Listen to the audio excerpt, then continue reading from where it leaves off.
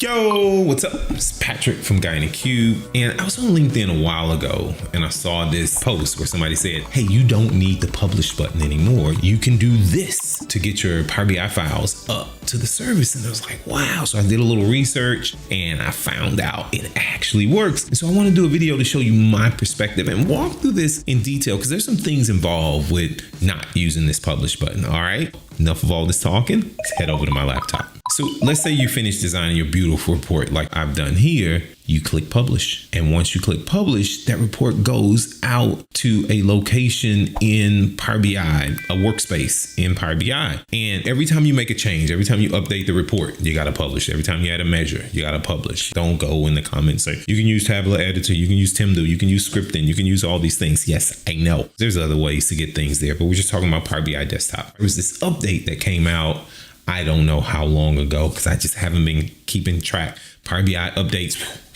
And then there was Lauren and Anita. Both of them had their hands in bringing these updates to us. Big shout out to you both. Thank you so much. So the first thing you need to do is in the desktop, go to settings. And you go to preview features and turn these three on. You really don't need this one, but I would say turn all of these on. You probably could just get away with that one, but turn them all on. Then the next thing you need to do is create a folder in OneDrive or create your document library. Like I created here is YouTube Metrics Document Library, and I created a folder that I'm going to publish my reports to. So the preference is up to you. I like to use SharePoint. It makes collaborating, working with Martha and Adam a little easier when we're sharing things. All right. Also, what you need to do is make sure you go read this doc. We'll put a link to this doc in the description below, and you can see what's supported. And so make sure your model and your reports fit in this category. So once you have all that in place, there's a few tenant settings. So if you go to your admin portal and go to tenant settings and search for OneDrive or SharePoint, you'll get these three options. So the first option, you can view your files on OneDrive. Turn that on. It's pretty cool. Maybe your organization says no, but yeah, you should turn it on if you're going to use this approach. The next thing is users can share links. If we go back to the desktop and you go to the preview feature, you see where it says share to OneDrive, save into OneDrive and SharePoint. You got to do this and make sure you have those tenant settings. Okay. So this one right here, I'll show you that once we save our file up to a OneDrive or SharePoint. And then this one right here, this is a really important one. And we'll come back to this one a little later in the video. So you got to stay tuned. Okay. So once your report is designed and you have these on, then you need to save your Power BI desktop file. So choose File, Save As, and choose OneDrive or SharePoint. In my case, I'm going to use SharePoint. Find that document library, choose the folder, and we're going to call this one Channel Metrics YouTube, right? And we'll save it. It's going to take a little time to save up.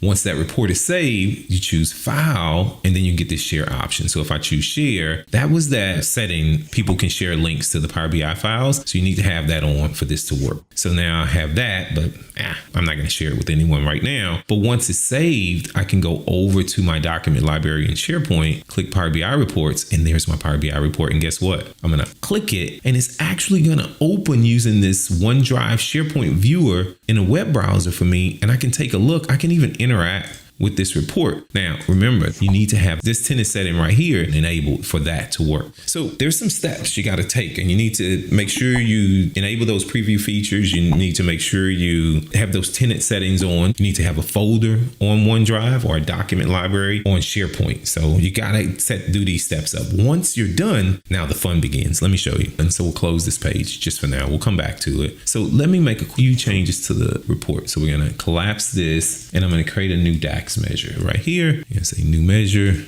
paste this in, and then get that saved. And then I'm gonna copy this, paste it here, and then I'm gonna get that away, add that. I'm gonna go put a comma separator. So not only am I changing the report in the view, I'm gonna change some settings about my model. So I want that to have 1,000 separators on. And then all I'm gonna do is save. I'm going to click save. Now it's saved up on the SharePoint. And what you're going to see, open this up, back to that OneDrive SharePoint viewer, and boom, there's my changes. Now you may be thinking, okay, Patrick, it's in OneDrive SharePoint, but I can't do anything with it. I need to get this in my workspace. How do I get it in my workspace? So you head over to Power BI. I have an empty workspace called No More Publish. There's an import button. So we choose import. We choose from computer, from OneDrive, SharePoint. In my case, it's SharePoint. I'm going to go to my document library, go to that folder, choose this, click upload. And in a few seconds, it's gonna upload the semantic model, the report,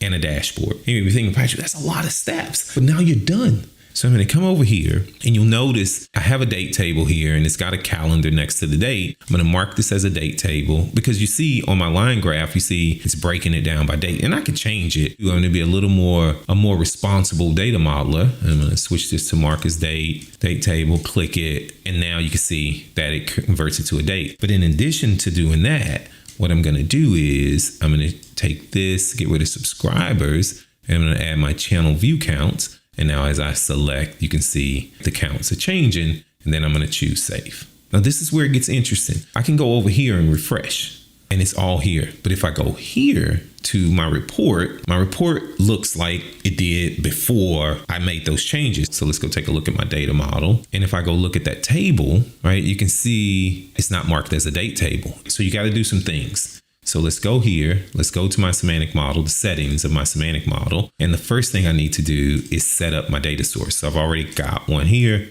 So we'll click apply. So that's ready to go. It needs to be able to refresh my semantic model. And then you need to make sure you got to make a decision here. With this option enabled, about every hour, it's going to refresh. So what's ever on my OneDrive or my SharePoint document library, about every hour, it's going to pick up those changes and refresh them for me. Maybe I want that to happen. Maybe I don't want that to happen. If you want to control all the deployments and changes of your report, turn this off. Now, this brings me to that last tenant setting. Let's go over to the admin portal. You can choose to automatically update models from OneDrive or SharePoint. If I disable this option right here, there's something that's going to happen, and I'm not going to disable it, but this choice right here, sync with OneDrive and SharePoint, if I disable this, all this will gray out. It's going to default to restrict. And the only time that it'll update is people that own the model can update it. If I enable it, people that have write permissions to the model can also refresh. And when that refresh happens, it takes all the model changes, all the report changes, and syncs them into that workspace from OneDrive. So we're just going to leave it at restricted because I only want me. I don't want Adam or Martha changing things on me. You didn't see the changes happen, but if I go over here to my semantic model,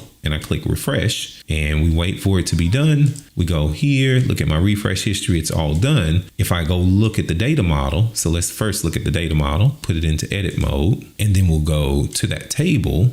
You'll notice that it's marked as a date table now because I just refreshed it. And if I go to my report, remember, I didn't click publish on this report. I haven't touched the publish button. If I go open up my report, you'll see that the changes are there.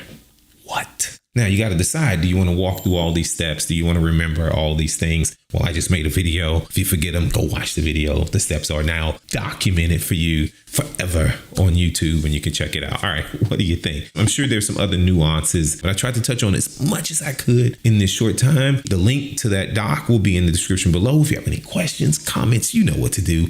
Post them in the comments below. And as always, from Martha, Adam, and this guy, thanks for watching. See you in the next video.